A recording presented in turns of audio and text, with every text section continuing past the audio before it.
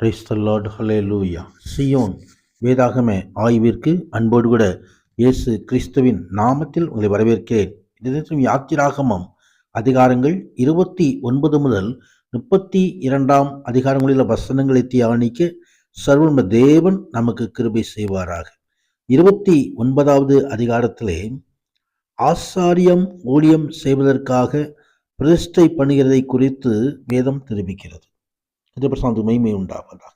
அங்கே ஆசாரியர்களை பரிசுத்தப்படுத்தும்படியாக ஆண்டவராகிய தேவன் ஒரு காளையை பழுதற்ற 2 ஆட்டுக்கடாக்களை தெரிந்து கொண்டு அங்கே கர்த்தருடைய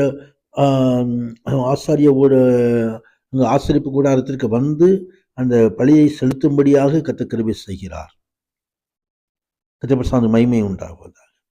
ஆம், இங்கே ஆரோனுடைய பரிசுத்த வஸ்திரங்கள் அவனுக்கு பின் குமாரருக்கு கொடுக்கப்படும். கர்த்தருக்கு மகிமை உண்டாவதாக. ஆம், நம்மையும் கூட ஆண்டவராகிய கிறிஸ்துவானவர் தம்மையே கிருபாதார பலியாக சிலுவையிலே ஒப்பு கொடுத்து நமக்காக இரட்சிப்பின் வஸ்திரத்தை நமக்கு தந்திருக்கிறார்.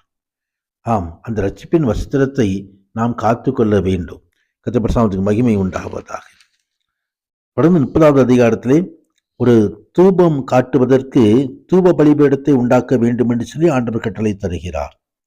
தூபம் காட்டுதல் என்பது தேவனுடைய மக்கள் தொடர்ச்சியாக அங்கே ஜபங்கள், விண்ணப்பங்கள், ஆராதனைகள் ஏறெடுப்பதை குறித்து அங்கே வேதத்திலே பல இடங்களிலும் பார்க்கிறோம். கர்த்தருக்கு மகிமை உண்டாவதாக. ஆம், பரிசுத்தவான்களுடைய தூபம் எப்படி பலிபீடத்திலிருந்து எழும்புகிறது என்பதை வெளிப்படுத்தின விசேஷத்திலே யோவான் 8வது அதிகாரத்திலே தருகிறார். கர்த்தருக்கு மகிமை உண்டாவதாக. ஜபங்கள் எடுக்கப்படவில்லை என்று சொன்னால் அங்கே அந்த பலிபீடத்திலே அனல் இல்லை. அனலும் கர்த்தருடைய பிள்ளைகள் அனலாக இருக்க வேண்டும், ஆவியிலே அனல் கொண்டிருக்க வேண்டும். கர்த்தருக்கு மகிமை உண்டாவதாக. தொடர்ந்து ஆத்மா மீட்பதற்கான எப்படி காரியத்தை ஆண்டவர் தருகிறதை குறித்து பார்க்கிறோம்.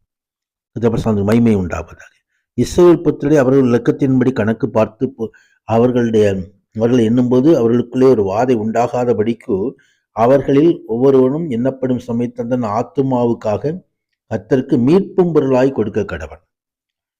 மகிமை உண்டாகும். ஆண்டவராய் கிறிஸ்துவானவர் தாமே நமக்காக மீட்பின் பொருளாக தம்மையே ஒப்பு கொடுத்தார்.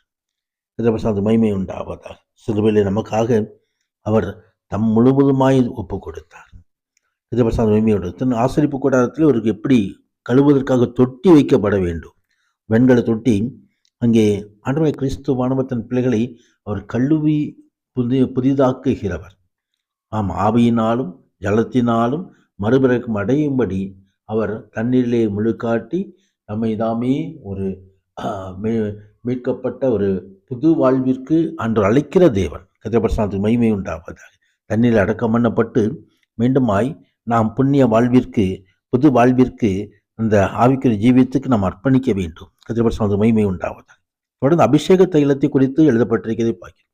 பரிசுத்த ஆவியானவராமே நமக்கு அபிஷேக தைலம். அந்த நாட்களில் எப்படி அபிஷேக தைலத்தை உருவாக்க வேண்டும், எப்படி அதை பயன்படுத்த வேண்டும் என்பதையெல்லாம் அங்கே ஆவியானவர் தந்திருக்கிறார். கத்தப்பட்ட மகிமை உண்டாவதாக. நாமும் விட நம்மையே ஆண்டவருக்கு ஒப்பு கொடுப்போம். கத்தமே இந்த தொடர்ந்து 31 அதிகாரத்திலே பெசலேயல் அகோலியாவை தெரிந்து கொண்டு ஆண்டவர்தாமே அவர்களை பரிசுத்த ஆவியினால் நிரப்பி வேண்டிய ஞானத்தை கொடுத்து அவர்கள் செய்ய வேண்டிய வேலையிலே அவர் பயன்படுத்துகிறார். கத்தப்பட்ட மகிமை உண்டாவது. நம்மையும் கூட அதே ஆவியானவர் நமக்கு எந்த நோக்கத்திற்காக அபிஷேகம் பண்ணினாரோ அந்த நோக்கம் நிறைவேறும்படியாக அவர்கள் செய்கிறவர்.